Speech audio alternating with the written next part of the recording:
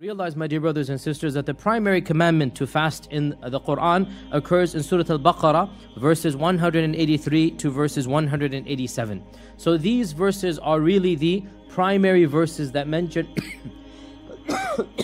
my apologies, my voice, my throat has a slight infection, so I'll be coughing unfortunately throughout today's lecture.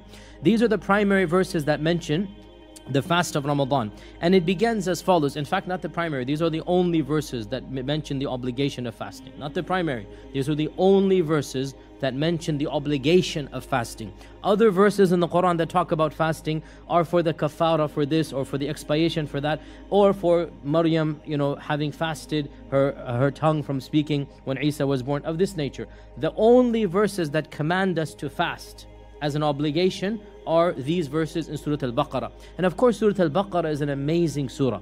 It came down, it began its revelation immediately after the hijrah of the Prophet ﷺ, and it continued to be revealed until the very end. The last ayah that came down in the Quran was Surah Al-Baqarah.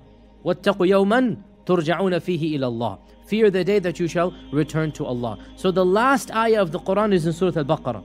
And the very beginning of the Madani Quran is also Surah Al-Baqarah. So Surah Al-Baqarah is that comprehensive surah. The bulk of it was revealed right after the hijrah. And right after the hijrah, Allah subhanahu wa ta'ala legislated the qibla, the obligation to pray had already come in Mecca, as we know, right before the hijrah. But it is in Surah Al-Baqarah that the verses for salah occur.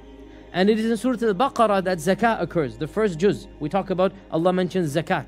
And in Surah Al-Baqarah that Allah mentions what is a believer, الَّذِينَ يُؤْمِنُونَ بِالْغَيْبِ, who is a non-Muslim, who is a hypocrite. The people are divided. In Surah Al-Baqarah, the story of the Genesis, Adam and Iblis, Jannah.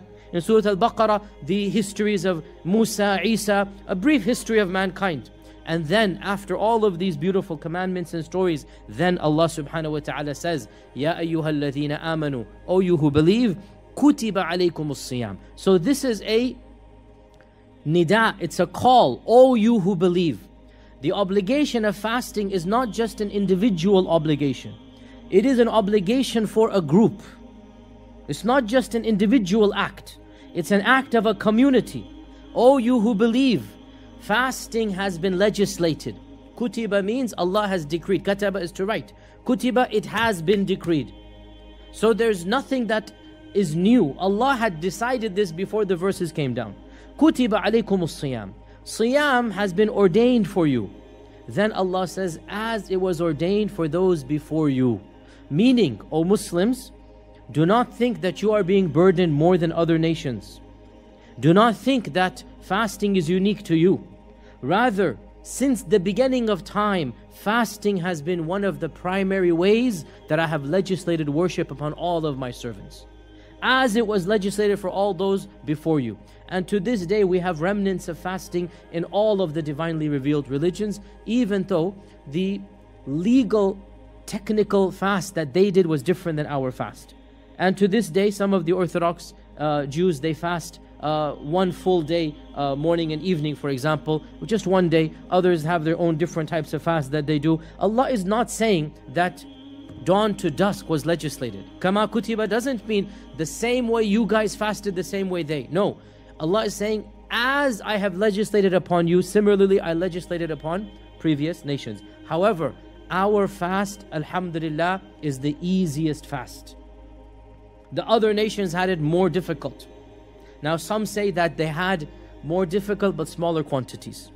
And Allah blessed us with more quantity but easier. And Allah blessed us with the month of Ramadan. Some scholars say this, and Allah knows the truth. We really don't know for sure. But some ulama say, previous ummahs, they had more difficult fasts in terms of each day length and whatnot, requirements, but not as long as us, i.e. 30 days. And we are the ummah Allah has blessed with the month of Ramadan, a whole month of ibadah and ritual, and our actual fasts have been made easier. And we'll talk a little bit about this as well. So then Allah says, it has been legislated for you as it was legislated for those before you. Meaning, now when you find out somebody else also has the same responsibility as you, how does that make you feel? Better. Like, it's not just us. Other people have done this. And also, it makes you feel competitive. I'm going to do it better than them. Right? And especially when it comes to reward of Allah. We should want to be competitive. So another benefit of mentioning the people before us is that we get into the spirit of competition. You know what? This ummah will show who are the real worshippers of Allah. And it's healthy competition. We're supposed to compete with one another in the eyes of Allah. وَسَارِعُوا وَسَابِقُوا. Allah is saying, race one another, win the race. So by mentioning that other nations have also had fasts, not only do we feel a sense of comfort, it's not as if we're being burdened, but also we feel a sense of responsibility that I'm going to do a better job. And that's the point of saying, as it was legislated for those before you, لَعَلَّكُمْ تَتَّقُونَ, so that you can achieve taqwa of Allah. And taqwa, of course, the technical meaning is to protect yourself from the punishment of Allah. And the more generic meaning is to achieve consciousness of Allah, to realize Allah is there watching you. And that is the height of ihsan. What is the definition of ihsan? That you worship Allah as though you see Him, for even if you do not see Him, He sees you. Now, Allah is explicitly mentioning Siyam is for the purpose of taqwa. And of course, taqwa is the ultimate, comprehensive goal of the Sharia. Allah says in the Quran, وَلَقَدْ وَصَّيْنَا الَّذِينَ أُوتُوا الْكِتَابَ مِنْ قَبْلِكُمْ وَإِيَّاكُمْ أَنِ اتَّقُوا اللَّهِ. The wasiyah that I'm telling you, wasiyah means the concise legacy, that I'm telling you and the people before you, the Ahli Kitab, is that they should have the taqwa of Allah. This is Allah's wasiyah.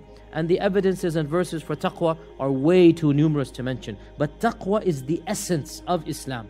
It is the pinnacle of Islam. It is the backbone of Islam. Because you're conscious of Allah. And Allah is saying the purpose of Siyam is to get to taqwa. So let us see what happens when we fast in the month of Ramadan. There is no other deed that brings about a sense of consciousness of Allah like Siyam. Look at how prayer affects us. The fact of the matter is that unfortunately prayer has become a routine. Not that it should be, but it is the case. Prayer has become monotonous ritual. We look at the watch, we say, oh, time for Dhuhr, let me just go pray. And even as our heads go up and down, our hearts and minds are attached to the work, the job, pressures, assignments, children. The fact of the matter is, unfortunately, for most of us, Salah has not brought about the reality that it should. As well for zakat. I'm not saying it's correct, I'm just saying that's the reality, right? As well as zakat. Zakat, what is zakat for us? These days, we take out a pen, write a check, and we think our zakat is done. And technically, it might be done. But rarely does zakat bring out the type of consciousness that it should. Once upon a time, zakat would mean you would go to the poor family, you would find them, you would physically hand them, you would see the effect. This is going to affect you. You will see the yatim, the fuqara, the masakeen. You will go to 5, 10, 15, 20 houses. You're going to come back affected, like, I thank Allah. But these days, the charity organization, khalas, air-conditioned room, fundraiser going on, pull out your nice fancy $500 pen, write your check and say, khalas, I've done my zakat. Technically you have. Where's the khushu' that comes from that? Now let us look at zakat. Let's look at siyam. What happens in the month of Ramadan? Every one of us, what happens? We genuinely feel spiritual. We begin to monitor our tongues, our hands, our eyes. We begin to consciously think, oh, I shouldn't be standing here, there's haram going on, I'm fasting. People are backbiting, slandering. I can't be in this company. Literally, we become conscious of Allah during the month of Ramadan, during Siyam. Even that which is halal, if somebody slanders or fights against us, we're technically allowed to fight back. But what did our Prophet ﷺ say? When one of you is fasting and then somebody comes and just begins the tirade, verbal tirade, or tries to fight with him, you just remind yourself you're fasting and you remind him, Inni sa'im, inni sa'im. So that you yourself control those legitimate emotions. It's halal to return what the person has done to you. But in Siyam, we reach that height. So quite clearly we see, لَعَلَّكُمْ تَتَّقُونَ is in fact, we notice that taqwa is achieved through the fasting. Then Allah says, أَيَّامًا مَعْدُودَاتٍ. It's just a limited number of days.